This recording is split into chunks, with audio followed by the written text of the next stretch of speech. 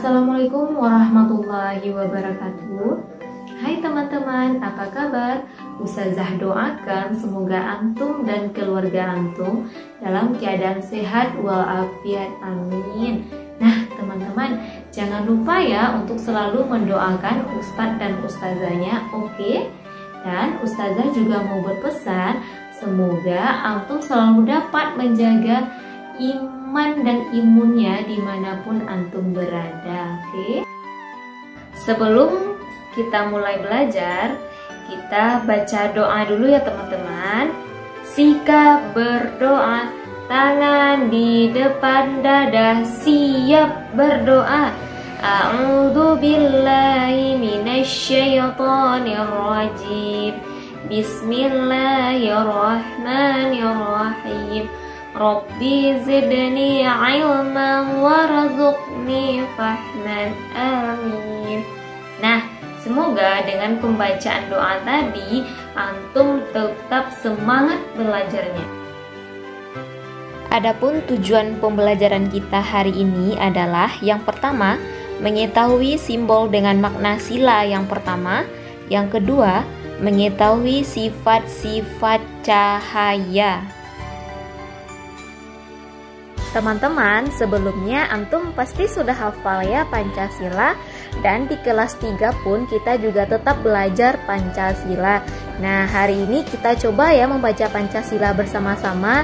Nanti antum ikuti ustazah ya. Siap? Pasti siap. Pancasila. 1. Ketuhanan yang Maha Esa. 2. Kemanusiaan yang adil dan beradab. 3. Persatuan Indonesia. 4. Kerakyatan yang dipimpin oleh hikmat kebijaksanaan dalam permusyawaratan perwakilan. 5. Keadilan sosial bagi seluruh rakyat Indonesia. Nah teman-teman, Pancasila yang kita ketahui itu ada 5 ya teman-teman. Ada 5 sila atau yang dikenal dengan Pancasila. Teman-teman, dengan pembacaan Pancasila tadi, pembelajaran kita hari ini adalah hubungan simbol dengan makna sila pertama. Nah, teman-teman tahu bukan apa lambang sila pertama kita? Lambangnya adalah bintang ya teman-teman, atau bintang emas. Nah, bintang emas ini dimaknai dengan cahaya atau cahaya yang dipancarkan oleh Tuhan Yang Maha Esa untuk kita, atau yang dipancarkan oleh Allah untuk umat manusia. Makna yang terkandung pada sila pertama yaitu 1. Indonesia menyatakan kepercayaan dan ketakwaan terhadap Tuhan. Indonesia adalah negara yang meyakini dan mengakui kebesaran Tuhan Yang Maha Esa. Pengakuan terhadap kepercayaan dan ketakwaan terhadap Tuhan membuat Indonesia menganut beberapa agama. Yang pertama adalah agama Islam, yaitu agama yang kita anut sendiri ya teman-teman. Yang kedua ada agama Kristen. Yang ketiga ada agama Katolik. Yang keempat ada agama Hindu. Yang kelima ada agama Buddha, dan yang keenam ada agama Konghucu. Negara Indonesia melalui pemerintah menjamin kebebasan setiap individu untuk memeluk agama sesuai dengan kepercayaan masing-masing, yang berlaku pada pasal 29 Undang-Undang Dasar 1945. Jadi dari penjelasan di atas, kita tidak boleh ikut campur dalam ibadah orang lain atau dalam ibadah agama lain, dan tidak boleh ikut campur dalam urusan agama yang berbeda dengan kita. Sesuai dengan surat Al-Kafirun ya teman-teman, yang berbunyi lakum dinukum waliyadin, yang artinya untukmu agamamu dan untukku agamaku. Makna yang kedua yaitu toleransi antar umat beragama dan sesama umat beragama. Perbedaan dalam agama merupakan salah satu anugerah Tuhan Yang Maha Kuasa. Sikap kita adalah saling menghormati orang yang berbeda agama dengan kita. Menganut suatu agama merupakan suatu hak asasi manusia. Jadi antum tidak boleh memaksa orang untuk berpindah agama dengan secara paksa. Nah, hal tersebut jika terjadi termasuk kepada pelanggaran terhadap hak asasi manusia.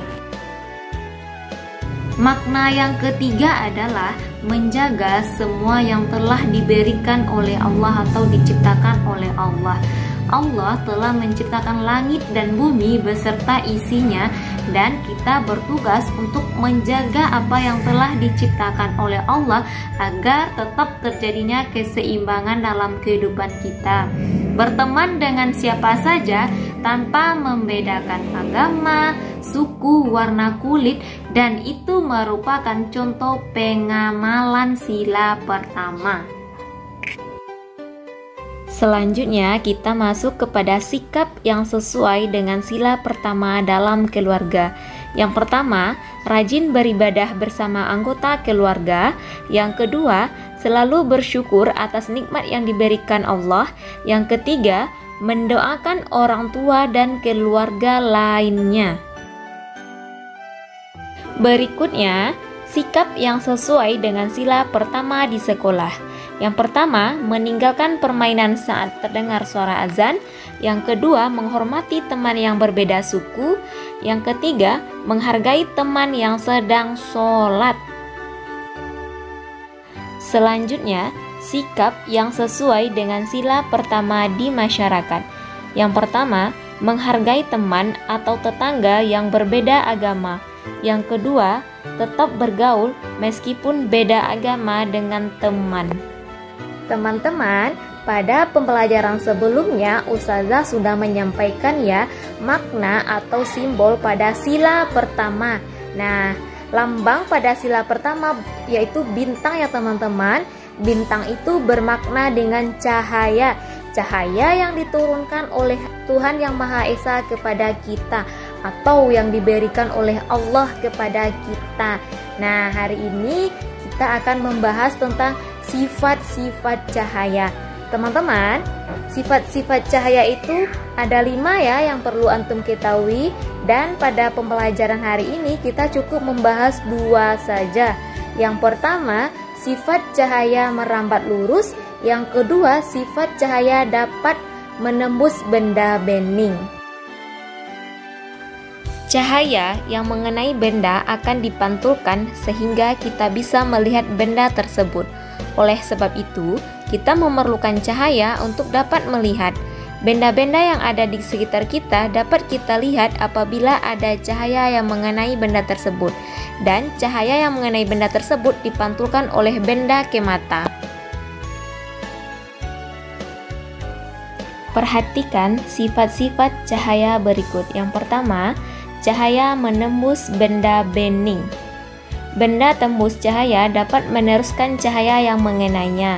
Contoh benda yang tembus cahaya adalah gelas atau kaca bening. Berikut adalah praktek benda yang dapat menembus benda bening. Silakan diperhatikan videonya teman-teman. Teman-teman, hari ini Ustazah akan mencontohkan sifat-sifat cahaya yang dapat menembus benda bening. Nah, Ustazah menggunakan media yaitu alat piring yang bening dan menggunakan senter HP. Nah, caranya teman-teman bisa lihat dan perhatikan Ustazah. Nah, kita ambil piring dan senter HP-nya kita dekatkan ke piringnya. Nah, teman-teman bisa lihat ya. Ini bentuk sifat cahaya yang dapat menembus benda bening. Nah, nanti teman-teman juga bisa mencontohkannya di rumah, oke? Yang kedua, cahaya merambat lurus. Cahaya merambat lurus dapat dibuktikan dengan nyala lampu senter yang merambat lurus. Cahaya yang merambat lurus juga dapat kita lihat dari berkas cahaya matahari yang menerobos masuk melalui celah genteng maupun ventilasi rumah. Di sana antum akan tampak berupa garis-garis lurus. Kedua hal tersebut membuktikan bahwa cahaya merambat lurus seperti gambar di bawah ini. Berikut adalah contoh praktek cahaya merambat lurus. Yang pertama, bahan yang kita gunakan adalah lilin atau senter, karton 3 buah. Langkah kerja yang pertama, lubangi bagian tengah ketiga karton tersebut. Yang kedua, letakkan karton-karton dengan posisi 3 lubang sejajar dengan cahaya lilin tepat di belakang lubang. Setelah itu, tuliskan hasil pengamatan. Nah, teman-teman, berikut adalah contoh tugas praktek antum untuk membuat cahaya merambat lurus ya teman-teman. Silakan mencoba. Kesimpulan pembelajaran pada hari ini, yang pertama, mengetahui hubungan simbol dengan makna sila pertama. Yang kedua, mengetahui sikap yang sesuai dengan sila pertama. Dan yang ketiga, mengetahui sifat-sifat cahaya. Latihan untuk hari ini adalah yang pertama, menuliskan 3 sikap yang tidak sesuai dengan sila pertama di sekolah. Yang kedua, menuliskan 3 sikap yang tidak sesuai dengan sila pertama di masyarakat. Ini tugas PKN ya teman-teman. Tugas IPA, membuat praktek sifat cahaya merambat lurus. Nah, nanti antum kirim dalam bentuk video atau foto.